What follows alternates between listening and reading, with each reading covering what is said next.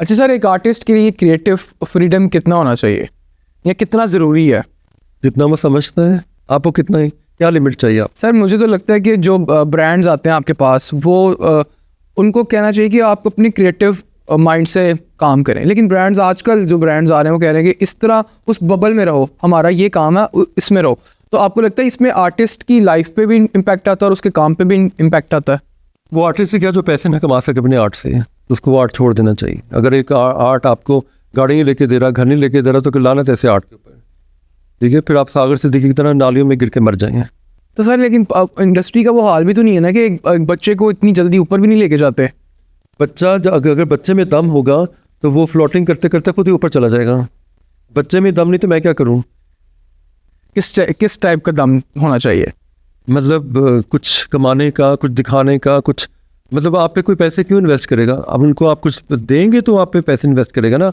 अब आपने अगर बिजनेस करने बैठे हैं तो आपने जो आपके पास चल के आया है तो आप उसके मुताबिक उसके जहन को पढ़ के वो जो आप जिसको आर्ट कह रहे हैं उसको उस तरह से दिखा देंगे, ठीक है, विजुअल कम्युनिकेशन में, तो फिर तो आप आर्टिस्ट हुए ना।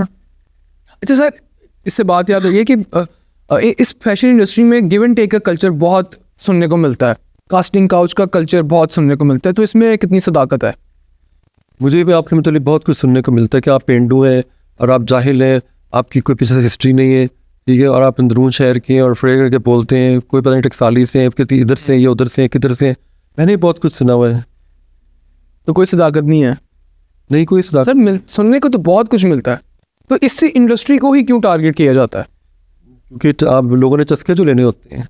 हमारी जो कौम है वो क्या करती है, उसकी बेचारी इतनी फ्रस्ट्रेटेड, कोई एंटरटेनमेंट नहीं है उनके पास, उन्होंने क्या करना है, मैंने सुना ये हो रहा है, मैंने सुना, मतलब डाटा ट्रांसफ़र करते करते वो कुछ से कुछ बन जाता है।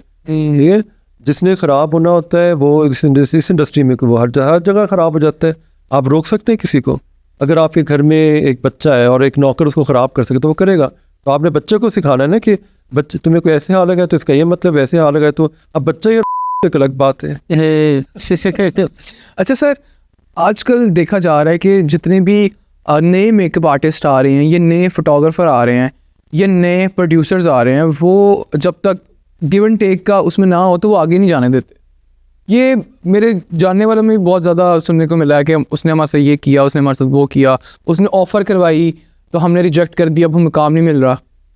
वो मुकाम इसलिए मिल रहा क्योंकि उसमें कुछ नहीं था। उसने फिर यही कहना ना कि वो उन्होंने मुझे ये ऑफ़र कराई तो फिर मैंने ऐसे हो गया तो फलाना हो गया। ये ऐसे हो सकता है कि एक बंदा टैलेंटेड हो तो उसको कोई ना पकड़े। टैलेंट तो खुद ब खुद अपना रास्ता तलाश कर लेता है, इसमें किसी की सिफारिश चलती है। अगर आप फ़र्ज़ करें किसी के साथ इस तरह से हो गए हैं और आपको लगता है कि मैं इस सिफारिश से कोई बन जाऊँगा, तो नहीं, इन दी एंड क्लाइंट ने पैसे खर्चने हैं। अगर आपको लगता है कि आपने नहीं सोना तो ना सोएं, किसी ने आपको ज़बरदस्ती कहा कि सो जाएं जाकर, आप अपनी मर्ज़ी से सोते हैं। अपनी ज़ात पे यकीन करना चाहिए। आपके अंदर बाहर चारों तरफ आपको अल्लाह नज़र आ रहा है।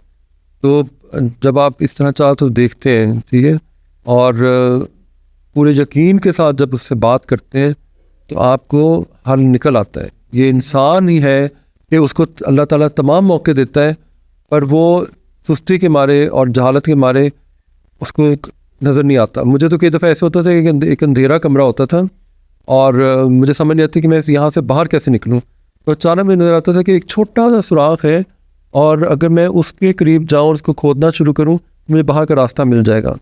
इसी तरह ज़िंदगी में हर मसले का हल होता है, बस आपको देखना होता है। देखना होता है।